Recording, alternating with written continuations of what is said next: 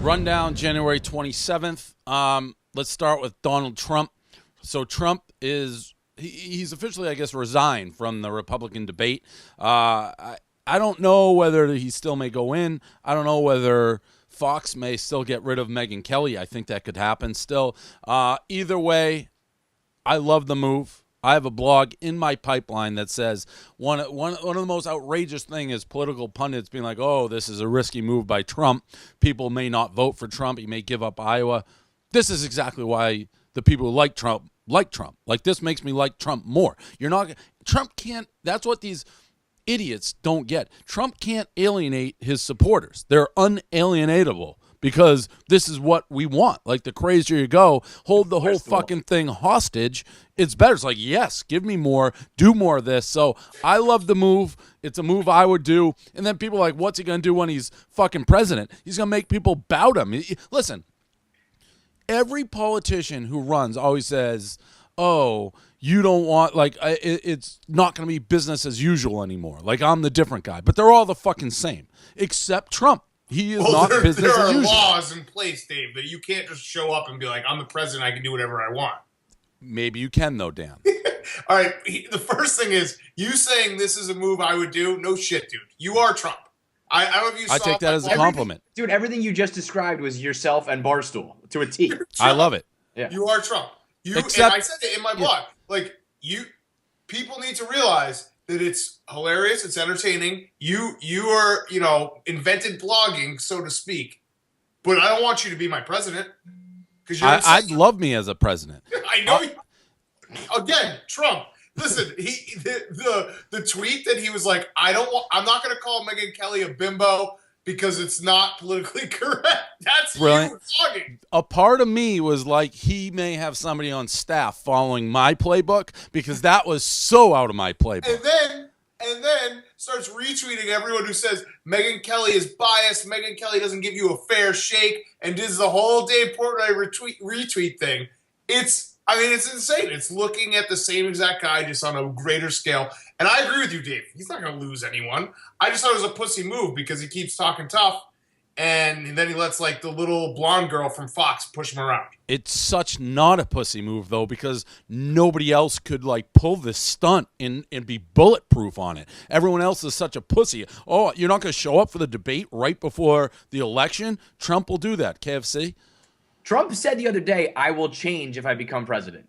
He said, he's saying that publicly. Be like, yeah, vote for me, and then I'm going to be a different person. And people don't care. People are like, okay, whatever. That's insanity. That's the exact opposite of what every politician has ever done. The only reason I don't think it's a pussy move is because he is driving these debates. He is the debate. He is the reason why everyone's advertising, why everyone's spending money, why everyone's tuning in. So when he's not there, if he truly does not show up, the ratings are going to plummet, and he's going to be like, look, I'm the fucking star here. Look what happened, and it just makes him look better.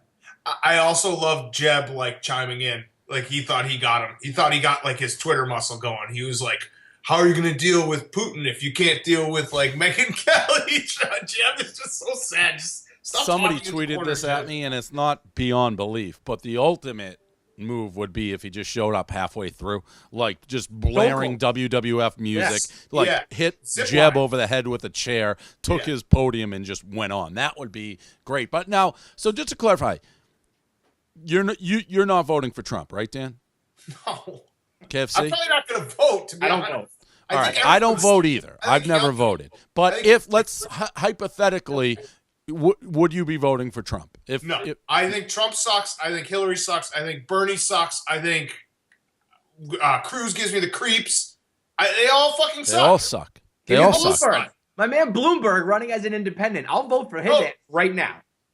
Uncle Joe Biden's going to fly in, like, coming out of nowhere in the next couple of months. And my vote is cast with Donald Trump. I may actually vote. I don't know if I'm ready. No, you are not registered to vote. I can guarantee that. That may be true. Is it too late to, like, register? No, I am, because when I ran for mayor, I had to do all that shit. Yeah. That would have been great if you had gotten mayor and if you had gotten to the next step and they're like, look at Dave Portnoy's voting record. Oh, he's never voted. He's not even registered. But that would have been like Trump. I would have just been like, fuck you. Who cares? Next up, LeBron, the coach killer. Lots of funny stories coming out of this. So some like crazy Israeli guy who's like a minority owner of the Heat basically said LeBron tried to get Spoelstra fired at one point. I mean, that's just a fact. Everybody knew that was going on. So I don't know why that's breaking news. But somebody sent me a story of this. This guy's becoming the story. The Israeli guy, Dave Checkitz. Is he like the GM of the Knicks KFC or something? Checkitz has had something to do with the Knicks. I know that. I guess when they were fighting to get Pat Riley, the Knicks and the Heat, this guy threatened to get all the Israeli commandos who killed from the Munich Olympics. Remember the Israeli athletes who got murdered at the Israeli commandos who went and killed all the terrorists. He said he was going to get those commandos to go. They're like 70 now? Yeah, it didn't matter. He said he was going to go kill Checkitz if he tried to take Pat Riley. The league looked into it, and it turned out like he may have been able to do it. Like he had deep ties, and the guy didn't back down. He's like, I was just saying that hypothetically, eye for an eye, just like the Munich Olympics. But it sounded like Pat Riley went to the Heat over the Knicks because the Israeli commandos are going to murder Checkitz. Totally side story that I literally just read. It's from the New York Times. It's a real story. It's from 1995. LeBron coming out and saying he's never disrespected a coach. I started writing my blog. Like, it's such a brutal lie. And then he also has this quote that says, unfortunately, kind of sounds like something I'd say, but basically, what do you want me to do? Turn off my huge brain with basketball IQ? Because I'm not going to do that. I thought saying he hadn't disrespected a coach was the biggest lies ever told. But you got to go back that flopping when he's like, I don't even know how to flop in the midst of when he'd flop 20 times a game. It's like, Tough to like this guy, KFC.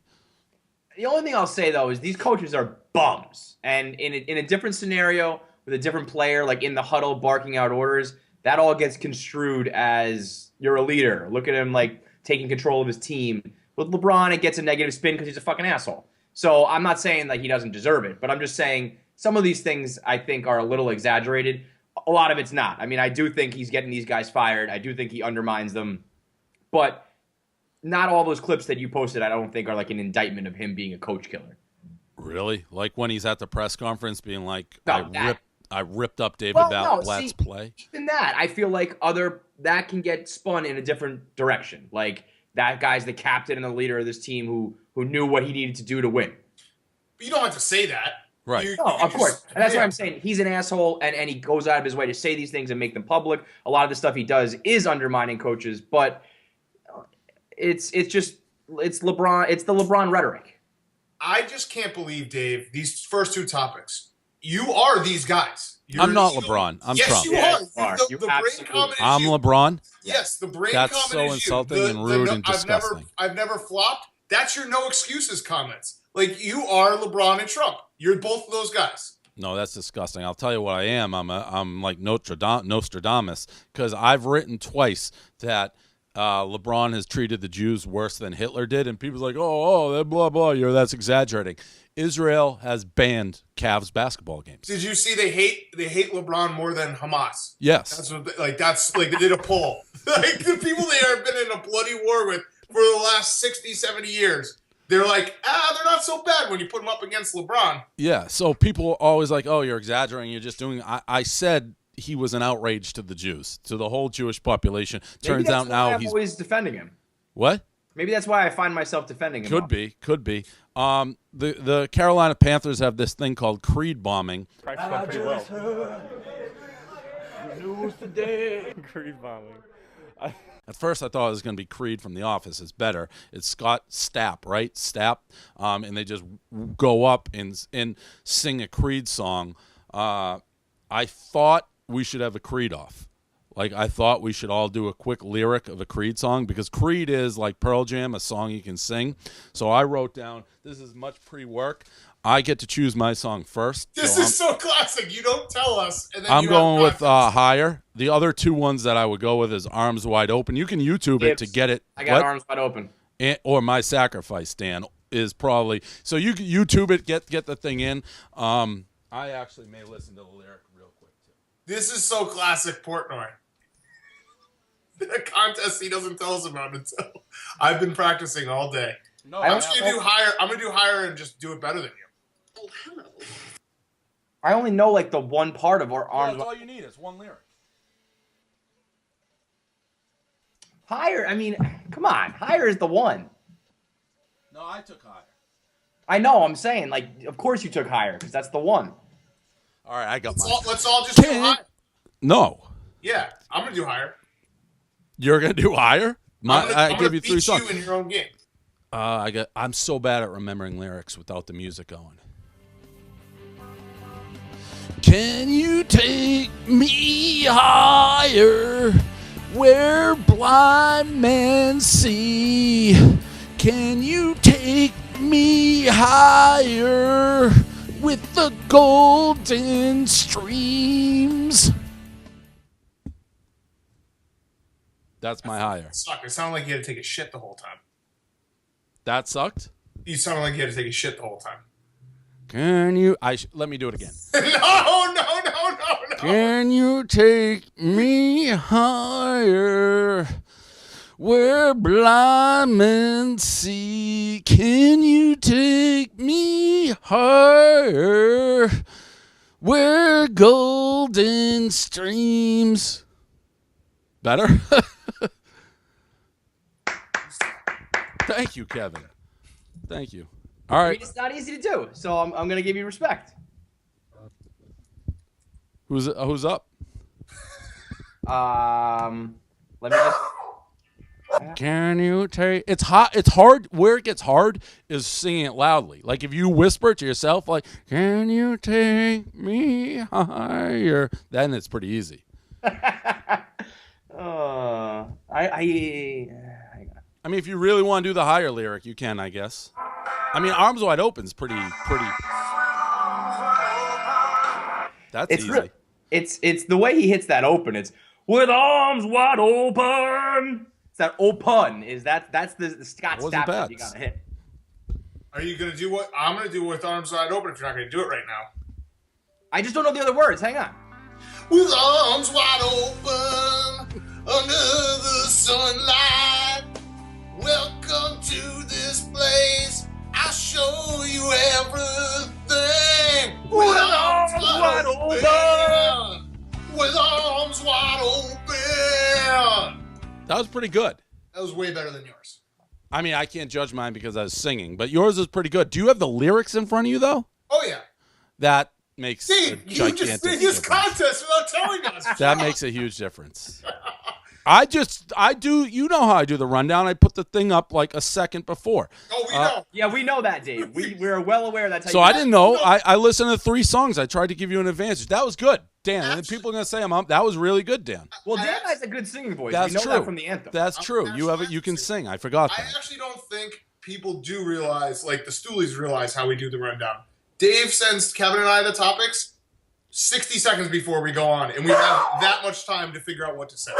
Now I'm like competitive. Well, arms wide open under the Sound moonlight. like you're like a retarded Eddie Vedder and needs to take a shit. Pearl That's Jam's the my problem. best. Is Eddie Vedder bleeds into everything you do. I know. My friend Eddie. With arms wide open under. It's a little, mix in a little Hootie, and you'll be a little bit better.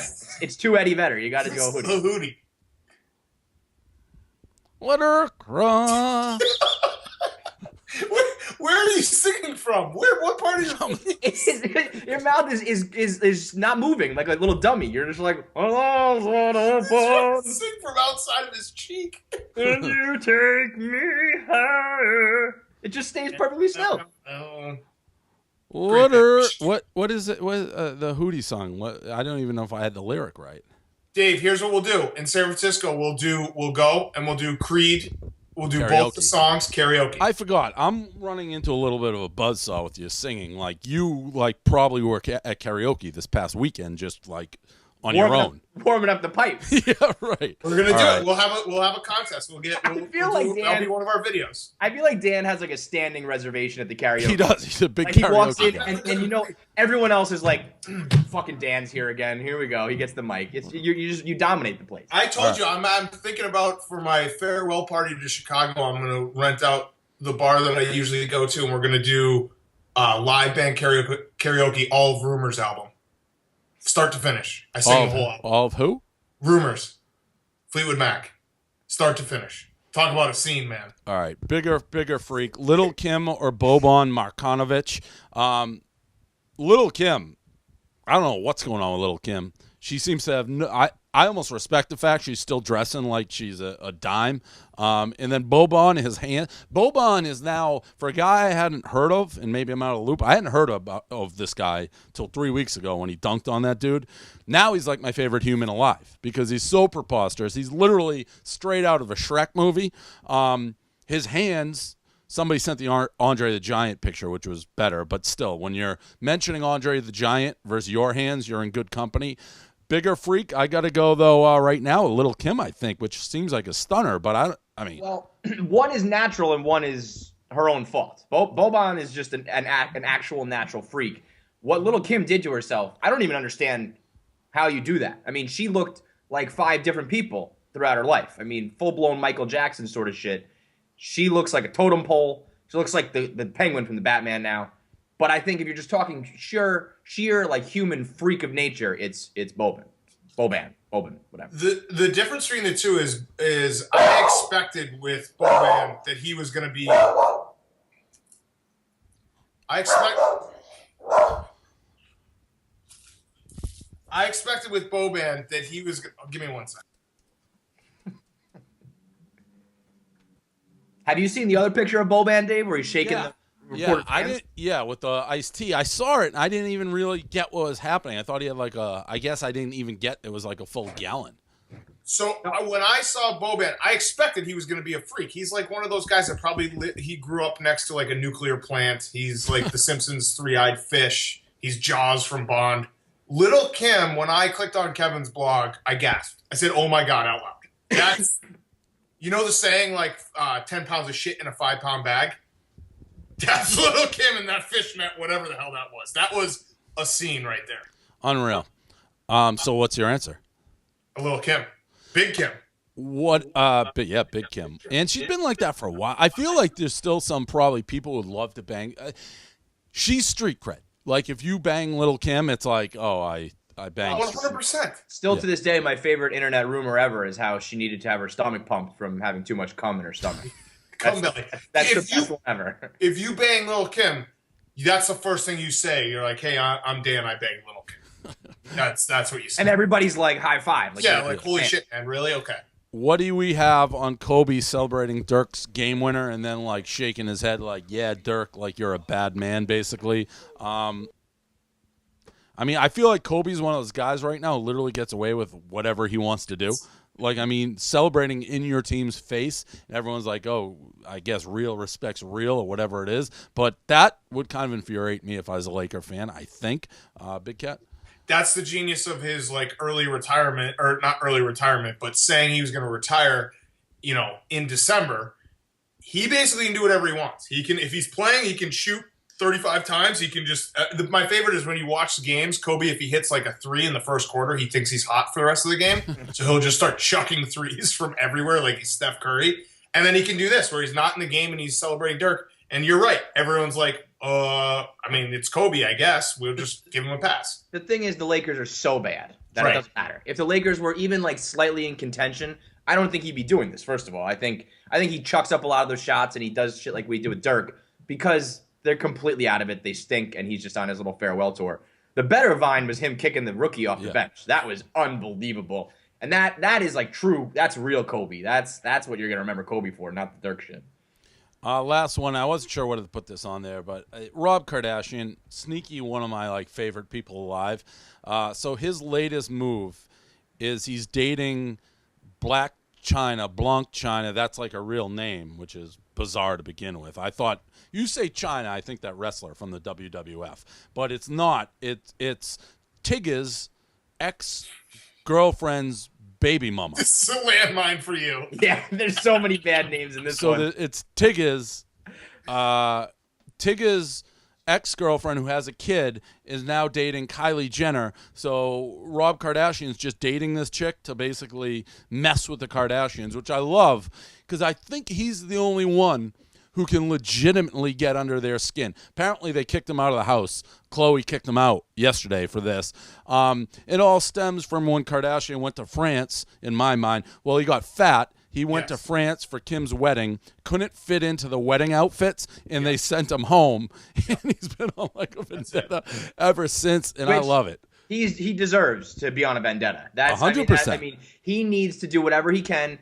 No holds barred. I don't think it matters. I think everyone would be on his side after that stunt where they kicked him out. He needs to take that family down. I'm surprised they haven't killed him yet. He's gonna disappear one day because he's fucking with the Kardashian clan's money.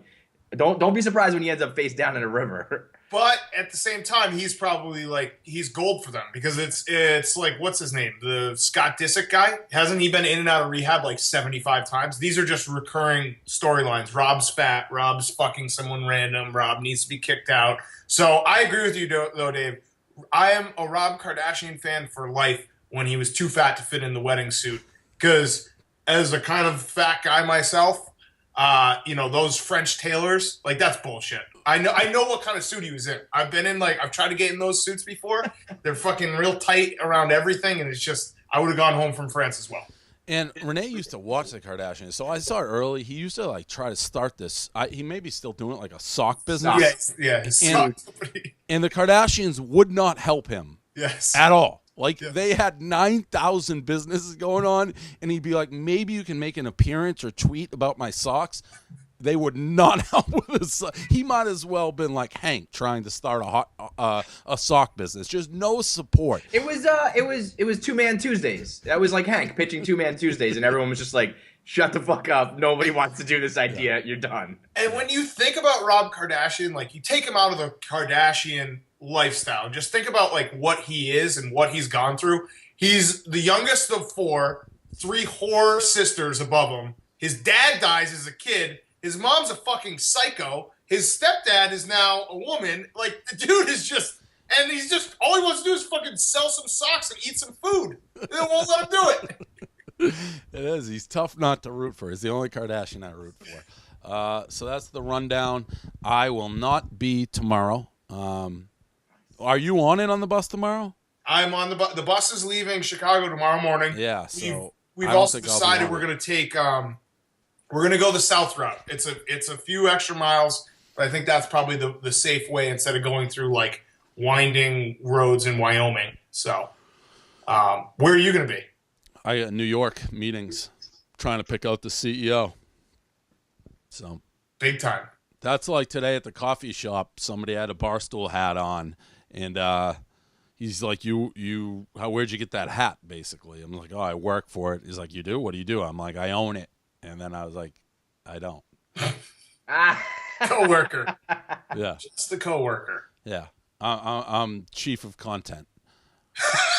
Chief. You're the chief. I like that. What a fucking sucker. All right. I'll talk to you later. Well, arms wide open. I don't think my singing was great. It was not very good. Yeah. It was better softer. Is this thing still on? Yeah, give it to us. With arms wide open, with arms wide open, and a feeling, I'll take you there, I'll take you higher. Where blind men see with arms wide open. See, it's better when it's softer. Stunk. Not really. No. Stunk. Still sucks. We're going to do the Creed off in San Francisco. It's going to be, maybe we should talk to a karaoke place and sell the whole fucking place out, make some money back for that App State loss that put me in retirement.